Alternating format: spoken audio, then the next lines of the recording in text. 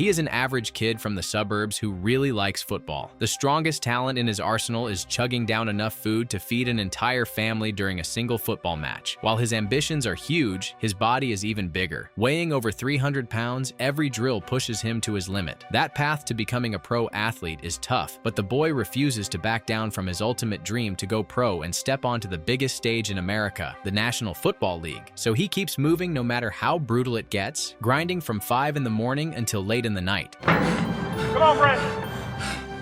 His story begins in the 1980s, when Brandon was a small, chubby kid who'd just been baptized. His Christian mother, Barbara, feels really proud of him, but he is not happy because all the kids in the neighborhood call him fat. His mother assures him God made him bigger than the other kids for a reason. His big brother, Martin, who looks nothing like him, jokes that the reason must be pretty big too. Brandon's mom tells him this is where his life as a pilgrim starts, and God will guide him to the right path if he believes. Later, when Martin comes back home, his mailbox is filled with unpaid bills and money is tight because he is caring for the family after their father left. Frustrated, he swears he will flip a table if he sees Brandon chilling on the couch when he should be mowing the lawn. Marty argues with his mother because she keeps baking him more cheesecakes, turning him into a spoiled Oompa Loompa who never does chores. Ignoring them, Brandon sees the Arkansas Razorbacks playing on TV and suddenly says he wants to play for the Razorbacks one day. His mother says she believes him but makes it clear it will take a lot of hard work. Marty was also a player back in the day, so he helps train Brandon every day.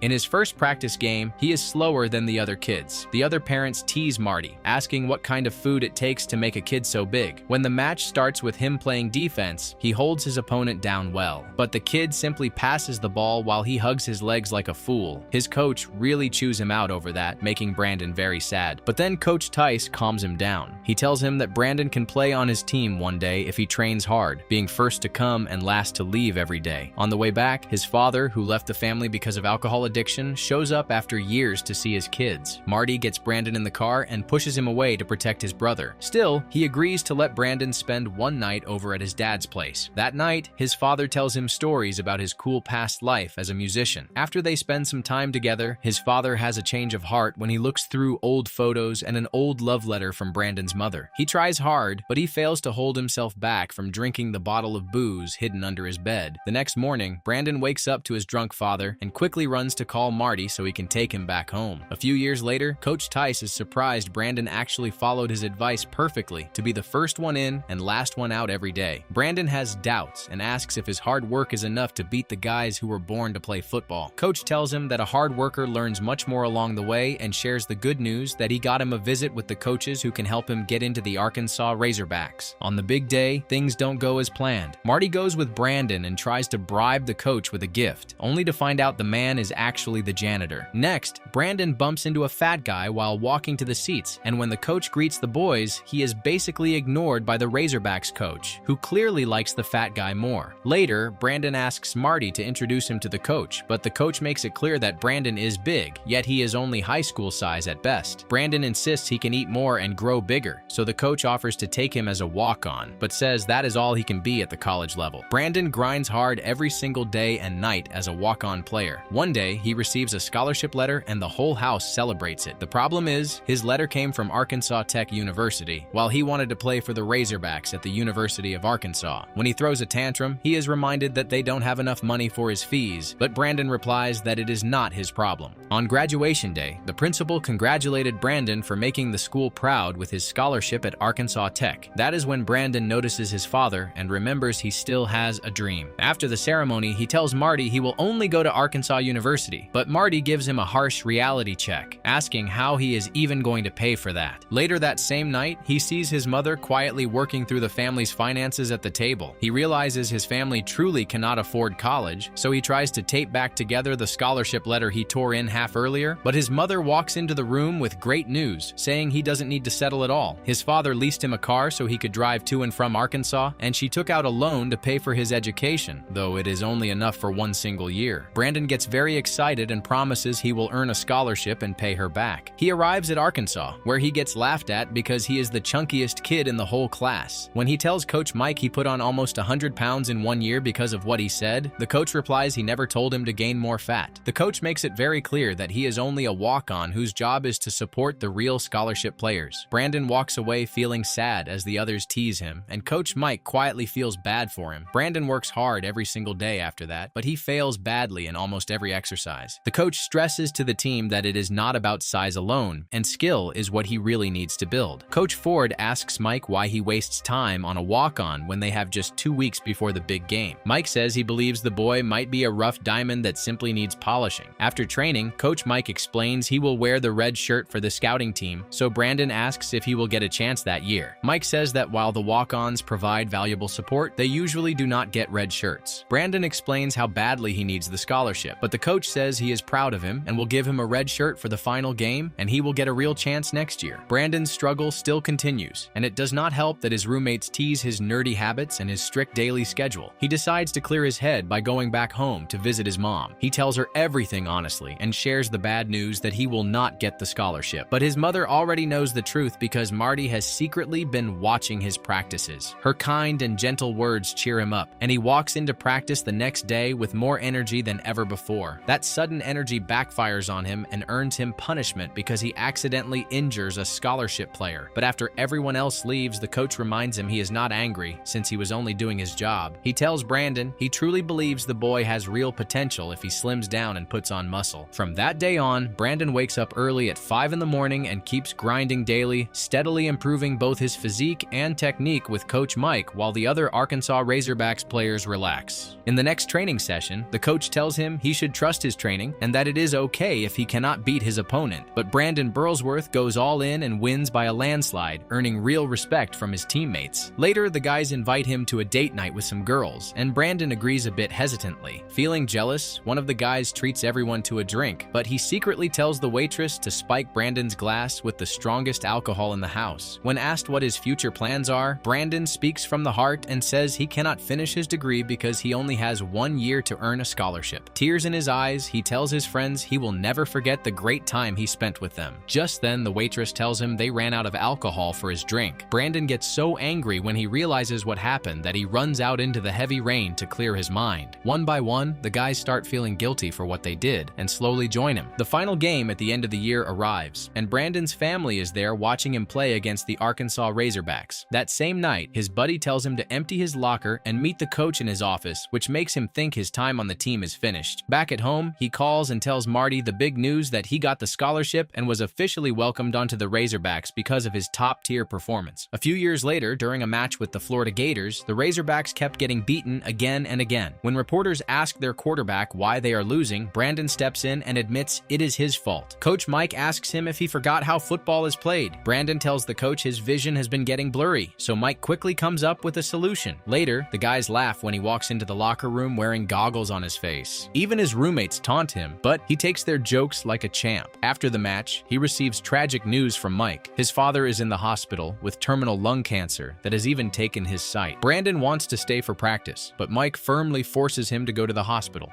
I'm not missing practice, Coach. I'll go afterwards.